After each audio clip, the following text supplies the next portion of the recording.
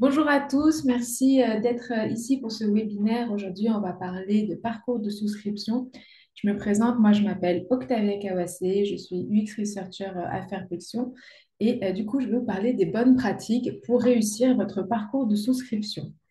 Vous avez un chat où vous pouvez poser vos questions au fur et à mesure, mais on aura aussi un temps de questions-réponses à la fin. Donc, n'hésitez pas. Alors, déjà, pour vous présenter un petit peu qui on est, nous, on est vraiment à Fairflexion, votre allié pour tout ce qui touche à l'expérience utilisateur, à l'UX. Donc l'UX, c'est vraiment la rencontre entre le service, la marque, l'entreprise et vos utilisateurs. C'est le point de rencontre. Et nous, on veut faire en sorte qu'elle soit la plus optimale possible, que les utilisateurs aiment cette expérience pour renforcer cette relation. Pour cela, on vous propose de mettre en place des stratégies UX qui sont adaptées, qui sont sur mesure, adaptées vraiment à vos besoins. On est assez flexible là-dessus. Donc, vraiment, pour cela, on va mettre en place différentes méthodologies pour vous amener les insights utilisateurs. C'est-à-dire, on va vraiment faire en sorte de prendre vos utilisateurs, voire des prospects, les confronter à votre service ou votre produit et votre marque, voir un peu qu'est-ce qu'ils en pensent et pour récupérer des insights utilisateurs, les analyser. Pour cela, on met en place plusieurs méthodologies, qu'elles soient qualitatives, quantitatives. On peut faire des entretiens individuels, des focus group. On peut faire aussi des animations d'ateliers. Donc, on va mettre en place la meilleure méthodologie adaptée à vos besoins. Et ensuite, on va analyser tous ces insights utilisateurs et on peut aller même jusqu'à la recommandation, qu'elle soit une recommandation stratégique ou même de produit ou de design, pour répondre au mieux aux besoins de vos utilisateurs et pour vraiment favoriser cette expérience entre vous et vos utilisateurs. Tout ça, on fait en sorte aussi d'avoir un impact positif. Pour nous, c'est très important justement d'avoir un impact positif sur la société, sur la planète, mais aussi sur les utilisateurs, évidemment.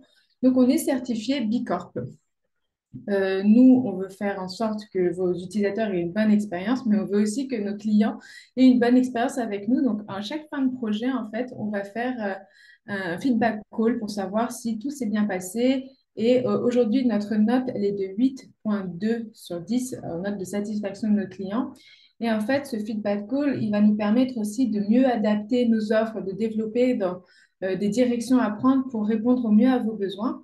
Et c'est pour ça que récemment, on a aussi fait un partenariat unique et assez récent avec Unguess qui permet de vraiment optimiser encore mieux cette expérience utilisateur dans son ensemble.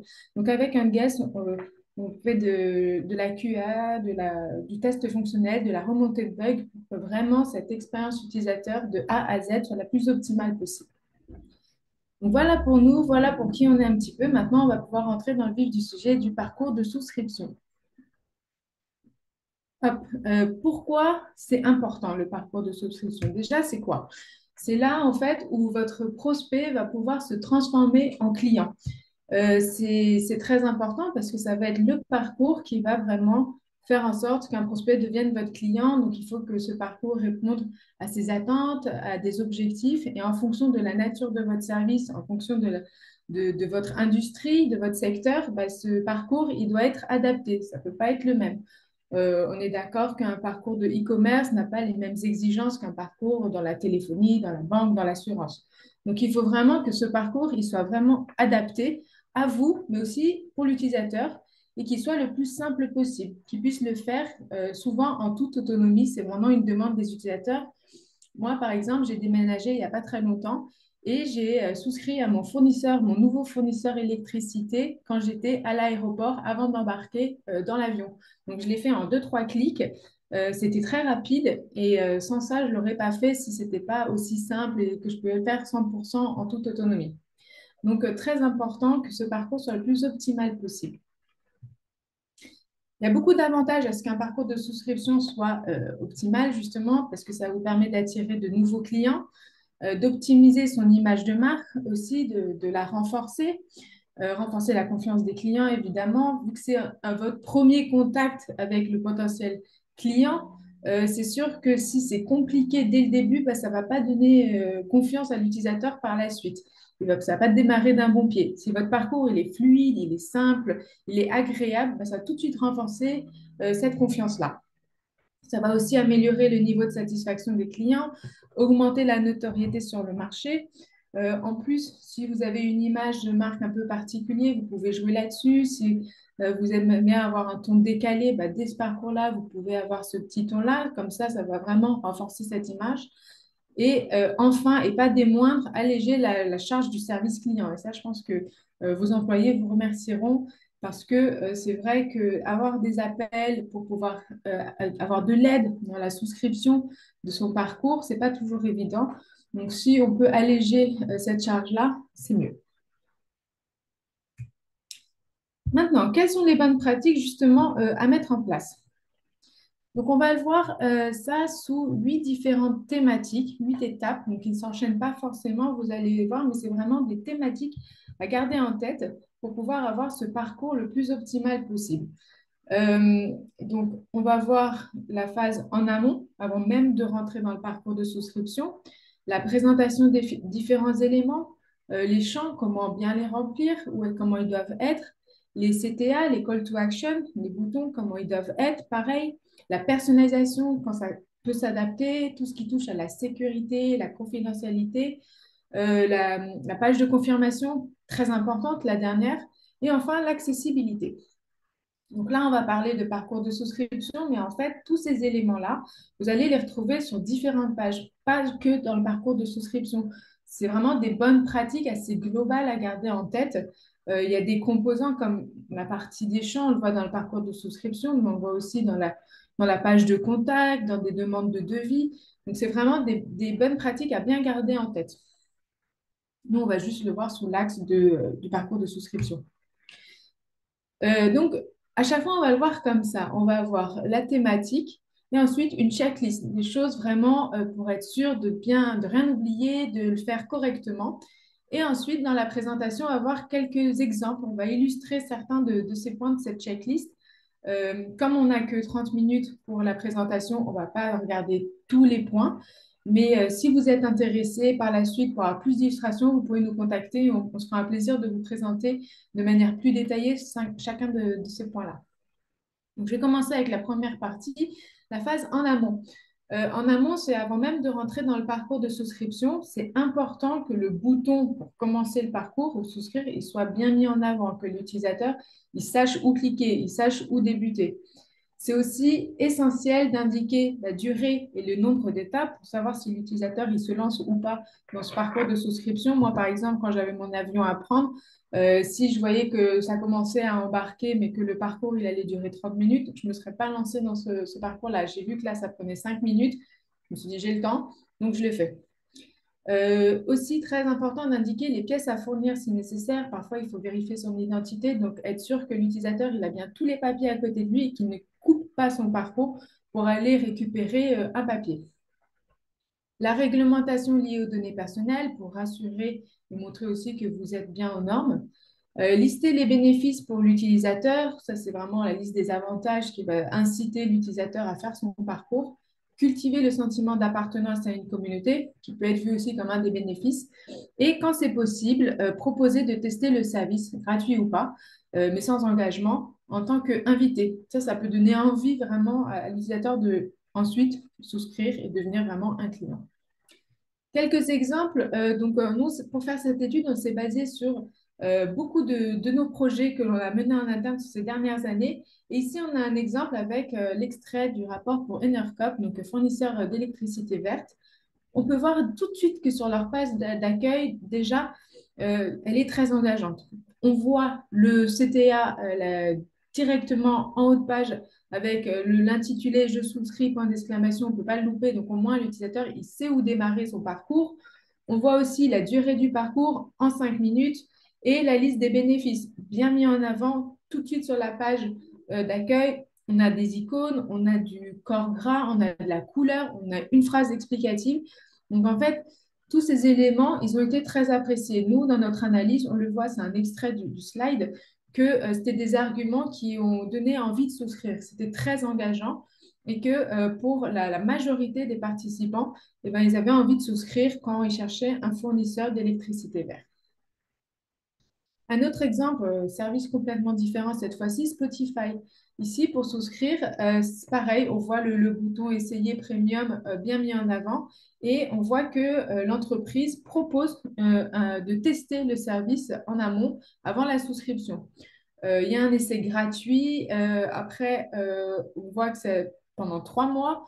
Donc, c'est assez engageant déjà, ça donne bien envie. Et on voit ensuite qu'il y a bien la liste des avantages qui va être exposée si on scrolle un petit peu. On voit bien le titre, pourquoi passer à Spotify Premium. On sait qu'en scrollant, on va avoir la liste de tous les avantages. Toutes ces informations, ça peut donner envie déjà à l'utilisateur de rentrer dans ce parcours de souscription. Ensuite, maintenant, on va rentrer dans le parcours de souscription et on va parler de la présentation des éléments. C'est très important de disposer les informations sous une seule colonne uniquement et pas avoir plusieurs colonnes où on vous demande plusieurs informations parce que ça peut perdre un petit peu l'utilisateur. Là, au moins, il est focus sur sa colonne. De demander le moins d'informations possible, ça c'est essentiel. On va avoir un exemple juste après. Nous, on recommande de procéder en très peu d'étapes, 2, 3 grands max, et de montrer où est-ce qu'on en est via un fil d'Arial. Aller du général au particulier, regrouper les informations par catégorie, pas avoir une liste de champs, une colonne avec plein d'informations où on vous demande. C'est important de pouvoir mettre des titres et de catégoriser ces informations. Par exemple, informations personnelles, on vous demande ensuite le nom, le prénom, voire la date de naissance. Une deuxième catégorie, compte, on vous demande l'IBAN, voilà, etc. Éviter les éléments décoratifs, on préfère avoir des pages épurées, simples, comme ça l'utilisateur il sait où est-ce qu'il doit aller. Expliquer pourquoi certaines informations sensibles sont demandées, parfois et vous êtes contraint de demander certaines informations, mais si vous expliquez pourquoi il vous les faut, bah, ça peut le rassurer et inciter l'utilisateur à vous les donner. Et enfin, permettre aux utilisateurs de revenir en arrière, soit via une flèche, soit via le fil d'Ariane, justement. Donc, en termes de quantité d'informations, le moins, le mieux. On a un exemple ici. Marketo a montré via une étude qu'en supprimant 4 champs sur 8, le taux de conversion a augmenté de 3,4. Donc, c'est vraiment pas négligeable. On a un exemple. Quand ils demandaient 8 champs, 8 d'informations, le taux de conversion était de 10%, alors que quand ils en demandaient plus que 4, ça a augmenté et c'est passé à 13,40%. Un autre exemple, pas des moindres, avec Expedia qui, dans son formulaire de réservation, demandait le nom de l'entreprise de la personne qui faisait la réservation. Et les utilisateurs étaient un petit peu réticents face à ça et ils se sont rendus compte que quand ils ont supprimé juste cette demande d'information, ils ont fait un chiffre de 12 millions de dollars par an supplémentaires. Ils se sont rendus compte que c'était vraiment ce champ qui bloquait, qui pouvait un peu freiner les utilisateurs à continuer cette demande de réservation. Ça veut dire que ces informations, si elles ne sont pas essentielles vraiment pour souscrire, il ne faut pas les mettre dans ce parcours de souscription. En revanche, une fois qu'il a fini son parcours de souscription, vous pouvez pourquoi pas les demander dans un second temps, si c'est pour vous, pour mieux connaître l'utilisateur, en expliquant, voilà, c'est pour mieux connaître, mieux adapter vos services. Et ça, c'est très intéressant. Mais dans le parcours de souscription, on se cantonne au plus simple, à tout ce qui est vraiment essentiel. La justification des informations sensibles, c'est très important de mettre en avant qu'est-ce qui peut être jugé comme sensible. Le numéro de téléphone, le nom de l'entreprise, on vient de voir, et aussi la date d'anniversaire, surtout l'année. Il y a plusieurs utilisateurs, utilisatrices qui ne veulent pas forcément qu'on connaisse leur âge. Et on a un exemple justement ici avec une étude que l'on a fait pour une marque de cosmétiques de luxe où on leur demandait leur date d'anniversaire et leur année justement. Et on a un exemple de verbatim d'une participante qui dit mais pourquoi on me demande ma date d'anniversaire? Je ne comprends pas et j'ai pas envie de la donner. Ça peut freiner un peu et empêcher l'utilisateur de continuer à donner ces informations-là. Surtout que là, c'est un champ obligatoire. Donc, si on explique que là, par exemple, pour cet exemple, c'est pour à votre anniversaire, vous offrir une réduction ou alors des soins adaptés à votre âge de peau ou des choses comme ça, bah, ça peut carrément devenir même un argument pour donner ces informations. Il faut juste vraiment les expliquer. Et ça peut être même favorable. Et c'est important de demander ces informations plutôt à la fin du formulaire, comme ça l'utilisateur il est déjà engagé. Et si en plus il y a l'explication, au moins il comprend et peut terminer son parcours. Troisième étape, les différents champs. Donc, c'est très important de positionner le libellé du champ au bon endroit. On va voir qu'est-ce qui est le bon endroit et qui reste visible tout le long. Indiquer clairement les messages d'erreur, ça peut arriver de se tromper, mais il faut qu'après, la correction soit facile à faire. accompagner l'utilisateur dans son remplissage et autoriser le pré-remplissage, surtout quand on vous demande plein d'informations, des adresses très longues. Bah, si on peut commencer à remplir et qu'on a tout de suite des propositions ou que ça se pré-remplisse, bien sûr, ça va dépendre du navigateur. Ça facilite le travail de l'utilisateur. Indiquer le statut des différents champs, dimensionner la taille des champs. Par exemple, si on vous demande votre code postal ou votre adresse, si le champ il est plus petit pour le code postal, l'utilisateur il sait faut rentrer moins d'informations que sur un grand champ assez large. Proposer le bon format dans les choix multiples et ne pas répéter deux fois les mêmes informations pour rester le plus efficace possible. Donc, un exemple avec le libellé, vous voyez en haut à droite, le libellé, il est dans le champ. Ça veut dire que si on commence à écrire dans ce champ, le libellé, il part. Et c'est possible d'être interrompu à ce moment-là et on oublie en fait qu'est-ce qu'il faut remplir dans ce champ. Donc, c'est très important que le libellé, il reste visible, qu'il ne soit pas dans le champ, mais à côté ou juste au-dessus. Aussi, si on veut donner de l'aide à la saisie, c'est bien de mettre des exemples de formats. Par exemple, sur la date de naissance, de mettre jour, jour, mois, mois, année, année, année, année, ou alors est-ce que c'est jour, jour, mois, mois, année, année. Donc, que ce soit pareil, bien visible au niveau au-dessus du champ, et pourquoi pas dans le champ, bah, là, mettre un exemple. Un exemple avec Enercop, donc on a vu un exemple tout à l'heure, là c'est une autre slide où il demandait justement de remplir plusieurs informations. Et ici, on peut voir que les utilisateurs, ils étaient assez perdus parce qu'il n'y avait pas assez d'aide à la saisie, pas assez d'exemples. Encore plus quand on est sur un secteur qui n'est pas familier à tous les utilisateurs. Parfois, il y a du vocabulaire qui peut être un petit peu plus compliqué. Ici, on parle de puissance du compteur, de compteur alimenté, de formule tarifaire. Parfois, c'est du vocabulaire qui n'est pas si évident à comprendre. Et donc, c'est très important de bien guider l'utilisateur, de mettre des exemples qui restent visibles pour qu'il puisse remplir correctement ses champs. On peut voir dans ce projet que cette étape-là était vraiment bloquant pour les utilisateurs. Indiquer aussi le message d'erreur de manière très explicite. Alors, comment faire pour que ça soit explicite?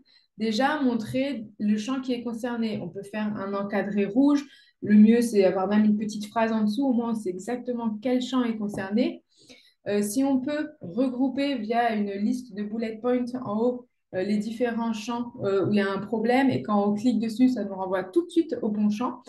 Et enfin, dire pourquoi il y a une erreur, donc montrer l'origine et qu'est-ce qu'on peut faire pour que ça soit solutionné. On a un très bon exemple en bas à droite, date de naissance, on voit bien qu'il y a un problème. Il faut mettre une date valide, exemple, ce format-là. Au moins, l'utilisateur sait comment corriger son erreur. Un exemple ici pour un rapport que l'on a fait pour Attitude Hôtel, on voit bien en fait que les champs pour obtenir un devis, là où il y a des erreurs, c'est bien en rouge, donc on voit très bien les champs concernés. En revanche, on pourrait remonter les champs, la légende des champs obligatoires et ajouter une ode à la saisie avec un exemple plus précis pour pouvoir plus accompagner l'utilisateur à remplir. Quatrième étape, les CTA, les call to action, donc les boutons, avoir un texte personnalisé, différencier les différentes actions du primaire, du secondaire, voire du tertiaire, et bien le positionner pour qu'il reste visible. Donc, comment différencier les différents CTA? Il y a plusieurs façons de faire. Il y a la taille et la forme et les couleurs. La taille et la forme, on sait que quand il y a un grand bouton bien mis en avant, on se doute que c'est là où il faut cliquer. Donc, ça peut être des actions primaires comme valider, continuer. On peut avoir aussi des actions secondaires. Cette fois-ci, on va avoir un peu plus petit, pas forcément une couleur de fond derrière non plus. Et ensuite, on peut avoir même des actions tertiaires où là, on ne va pas encadrer le bouton, on va juste mettre le libellé en couleur. Ça peut être des actions comme annuler ou retour, voilà, qu'on veut moins mettre en avant, mais qui sont bien présents. On peut jouer aussi sur la couleur. La couleur, elle transmet de l'information. Quand c'est vert, on sait qu'on est plutôt sur de la validation. Quand c'est rouge, plutôt pour supprimer ou annuler. Donc, on peut jouer sur ces différents éléments. Attention à bien rester accessible en termes de contraste sur les couleurs. On va en parler de l'accessibilité, mais ici, c'est aussi un bon rappel parce que c'est important que l'utilisateur arrive à lire exactement ce qu'il y a écrit dans ce bouton. La personnalisation, évidemment, elle va être différente en fonction des secteurs, mais c'est très important de mettre en évidence les différentes options possibles, simplifier la sélection surtout quand il y a différentes options, formules, et proposer une simulation. Ici, on a un exemple pour le rapport de Bip Go, donc, qui propose des boîtes, des badges de télépéage donc dans la mobilité. Et en fait, on a étudié leur parcours de A à Z sur leur site, mais aussi sur le site de deux concurrents. Et on peut voir que sur la navigation, là où le taux de satisfaction des utilisateurs est le plus bas pour les trois sites, c'est quand on arrive sur la page de la présentation des différentes formules d'abonnement. Donc, c'est très important de bien mettre en avant les différentes formules pour aider l'utilisateur à savoir sous quelle formule il veut souscrire. Donc, toujours dans le même exemple, voilà la page en orange que les utilisateurs ont vue où on a la présentation des trois formules. On voit, c'est vraiment beaucoup d'informations, beaucoup de texte. Et l'utilisateur a eu du mal ici à comparer déjà les trois formules et à savoir laquelle lui correspondait le mieux. Donc, on peut voir que suite à ce projet, ils ont simplifié en trois formules beaucoup plus condensées où ils ont vraiment mis en avant les informations principales et dans un second temps les autres. Donc, comment faire pour simplifier cette présentation? On peut déjà recommander la formule qui pourrait être la plus adéquate à vos utilisateurs. Il y a deux, trois questions peut-être que vous posez qui permettent de dire, bah, nous, on vous recommande celle-là. Vous pouvez aussi mettre en avant une via une promotion. En fait, distinguer les trois qui ne soient pas au même niveau, mais en mettre plus une en avant. Et enfin, si vous avez des connaissances sur vos utilisateurs, de faire du contenu ciblé. Évidemment, en fonction du secteur, bah, ça ne va pas être la même présentation. Dans le secteur bancaire, on a moins d'options parfois, donc là, on ne peut pas trop différencier, mettre vraiment des grosses différences dans la présentation des formules. En téléphonie, parfois, on a plein d'options possibles. On a appel illimité, appel dans certains pays, des SMS, Internet. Donc, en fait, en fonction des options qu'on va proposer, s'il y en a beaucoup, il faut vraiment que ce soit très simple et très bien mis en avant. La sécurité et la confidentialité, c'est important de mettre en avant bah, la réglementation qui est suivie et pourquoi pas des micro-interactions et du design émotionnel pour rassurer l'utilisateur. Un exemple avec IKEA qui met bien en avant justement bah, quelle réglementation il suit et une case à cocher pour les utilisateurs pour dire bah, j'accepte les conditions. Très important que cette case ne soit pas pré-cochée. Ça peut être un peu vu de manière agressive. Il faut laisser l'utilisateur cocher lui-même. Une fois qu'on coche et qu'on continue sur IKEA, on arrive sur une page où on va demander les données. Donc là, l'utilisateur, il a même le choix de montrer qu'est-ce qu'il peut partager comme données et qu'est-ce qu'il ne veut pas partager comme données. Donc ça permet aussi de mettre en confiance l'utilisateur. Un autre exemple avec un de nos projets dans la mobilité aussi, où on a testé un prototype de parcours de souscription. Au fur et à mesure qu'on avançait dans le parcours, les utilisateurs rentraient leurs données et à un moment, on leur demandait de charger des informations pour vérifier leur identité. Donc ça, c'est souvent le cas dans le secteur bancaire ou de l'assurance où vous êtes contraint à respecter ces normes. Et là, en fait, ça peut être, l'utilisateur peut être un peu réticent s'il s'y attendait pas. Donc, c'est très important, comme on l'a vu au début, qu'en amont, on leur dise bien, vous aurez besoin de votre carte d'identité, votre permis de conduire, par exemple. Comme ça, ils se préparent et expliquer quand on est à ce stade du parcours pourquoi on vous les demande. Ici, on peut voir dans notre rapport qu'il y avait plusieurs participants, 8 sur 25, qui ne comprenaient pas pourquoi on leur demandait ces informations-là. Donc, c'était un peu étonnant et plusieurs utilisateurs ont déclaré vouloir abandonner le parcours à ce stade. La page de confirmation, donc la dernière page du parcours de souscription, bah, c'est important d'avoir un message explicite qui reprend les bons termes du début de parcours pour vraiment rassurer l'utilisateur qu'il est sur le bon parcours, qu'il a souscrit à la bonne offre, à celle qu'il voulait du moins. Relancer l'internaute sur le site sur des pages précises, ne pas le laisser avec un message qui dit merci et après il ferme la fenêtre. Autant le relancer sur une page précise de votre site. Et enfin, pourquoi pas traquer la soumission du formulaire pour vous pour avoir un nouveau KPI. Un exemple de page de confirmation. Donc là, ce qui est important, c'est de voir où est-ce qu'on en est via le fil d'Ariane, de pouvoir modifier aussi certains éléments et donc modifier sur un endroit précis et ne pas avoir à refaire tout le parcours. De pouvoir changer et enfin de pouvoir rebondir sur une page comme on l'a vu. C'est aussi une page idéale pour montrer un peu, remercier l'utilisateur à avoir souscrit à votre offre, lui faire un petit message un peu sympathique. Ça peut aussi jouer sur l'image de marque et la confiance entre l'utilisateur et vous. Enfin, l'accessibilité, donc qui n'est pas une dernière étape, mais qui touche tout le parcours, c'est important de mettre en place l'assistance vocale, pouvoir augmenter la taille, ajouter des icônes, mettre un focus automatique et visible via la tabulation, donc la touche. Attention aux captchas qui ne sont pas forcément toujours accessibles et pensée mobile, ça même dès le début du parcours. Donc, comment faire pour que ce soit accessible? Donc, on l'a vu, proposer en fait des fonctionnalités d'accompagnement pour lire des endroits du site, augmenter la taille. Aussi, jouer sur les icônes. On peut voir que là, une personne qui est daltonienne ne voit pas la différence de couleur. Donc, si on met des icônes comme une croix, on sait que c'est à cet endroit-là qu'il y a une erreur face aux coches. Et voilà, de mettre vraiment bien toutes ces mesures d'accessibilité parce que cela va faciliter vraiment les personnes qui sont en situation de handicap, mais pas que. En fait, un parcours plus accessible pour eux, c'est un parcours plus accessible pour tout le monde. Donc nous, l'accessibilité, c'est vraiment une valeur essentielle, comme on l'a dit. C'est important pour nous d'avoir un impact positif. Et donc dans ce contexte-là, on a ce qu'on appelle, nous, UX for Good. Donc on se focalise vraiment sur trois aspects, l'accessibilité, comme on vient de le voir, l'éco-conception et l'inclusivité. En fait, quand on améliore ces trois aspects-là, ou au moins un de ces trois aspects, on voit qu'il y a vraiment un impact sur le taux de conversion, ça l'améliore. On va voir trois exemples justement. Un avec l'éco-conception, où dans notre extrait du rapport INERCOP, on leur proposait même d'optimiser leur site web en allégeant par exemple le poids des images. En plus, eux, comme c'est un fournisseur d'électricité verte, on leur a dit, bah, si vous améliorez votre impact sur tout ce qui touche à l'éco-conception, bah, ça peut vous donner un argument supplémentaire aussi pour vos utilisateurs, vos clients qui sont déjà très engagés.